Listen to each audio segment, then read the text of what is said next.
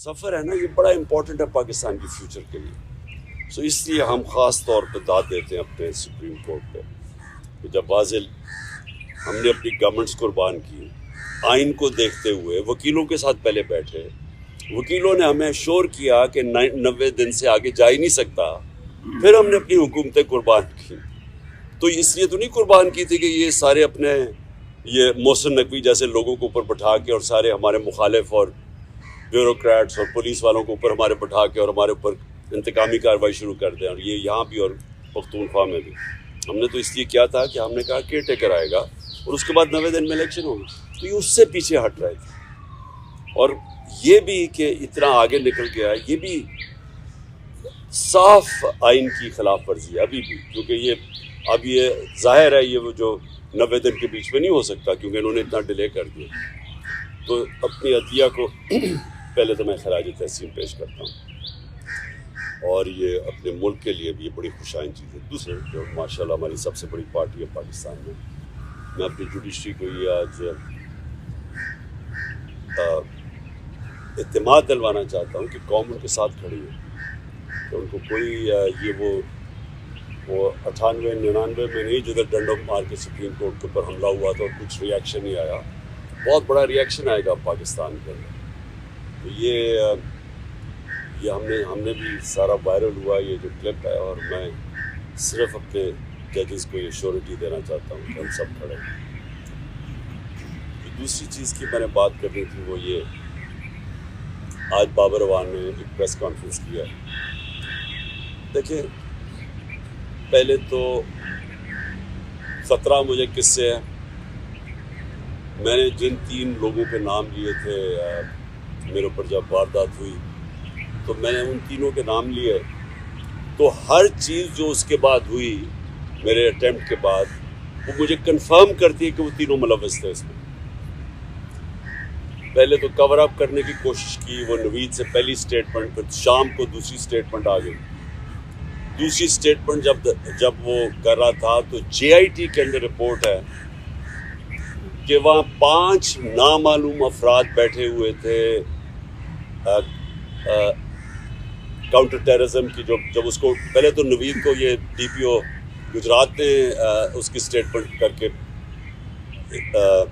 Viral कर दी, वो भेज दिया सबसे पहले जो हमारे मुखालिफ एंकर्स थे उनके पास पहुंच गई। उसके बाद उसको उठा के लेके गए काउंटर टेररिज्म डिपार्टमेंट में। उधर 5 नामालूम अफराद जो कि जज के सामने एंटी टेररिज्म कोर्ट के जज के सामने JIT की रिपोर्ट है कि हम 5 नामालूम अफराद थे, वो वहाँ बैठे। उसने दूसरी उसकी वीडियो बनाई और कई घंटे वहाँ रखा। और फिर जब JIT ने इन दोनों को वो जो SSP था CTT का उसको जब बुलाया और ये जो DPO गुजरात को बुलाया, इन्होंने रिफ्यूज़ कर दिया आने को। पंजाब की CTT थी, तो कौन ताकतवर था जो इनके पीछे खड़ा था कि इन्होंने हमारी गवर्नमेंट होते हुए मना कर दिया। फिर उसके बाद जो JIT को सैबोटाज करने की कोशिश की, 4 लोगों ने अपने बयान बदले JIT के लोगों ने।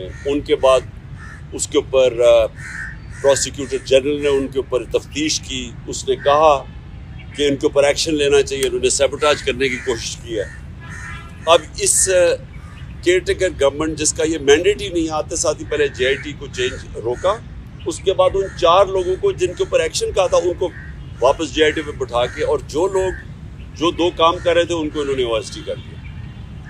तो ये जो कवर अप है ये सिर्फ वो कर सकता है जिसके पास ताकत है, और ताकत किसी के पास है?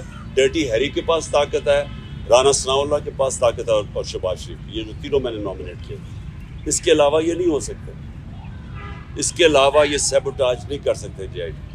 अब बात ये है कि ये 3, इनको सबसे ज़्यादा खौफ क्या है कि इमरान खान इक़्तिदार में ना आ जाए, ये तीनों को खौफ है। और ये 3 पावर में भी बैठे हुए हैं और मुझे सबसे ज़्यादा ख़तरा है इनसे। अब तो मैंने पहले भी TV पे कह बैठा हूँ कि ये एक अब दूसरा प्लान बना हुआ है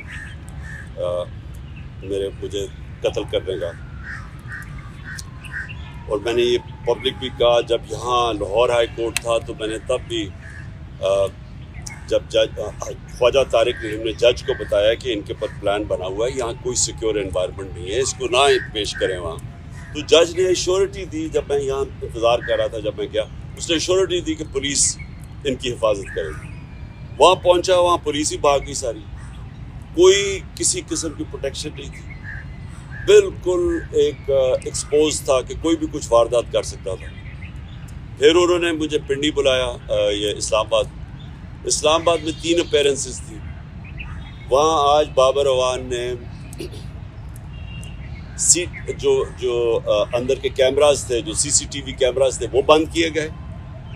जो वहाँ सिक्योरिटी के लोग थे वो वहाँ से गायब थे, कोई सिक्योरिटी नहीं थी, सीसीटीवी कैमरास बंद किए गए और बिल्कुल किसी प्रोटेक्शन के बगैर मैं तीनों अदालतों के अंदर एक्सपोज था।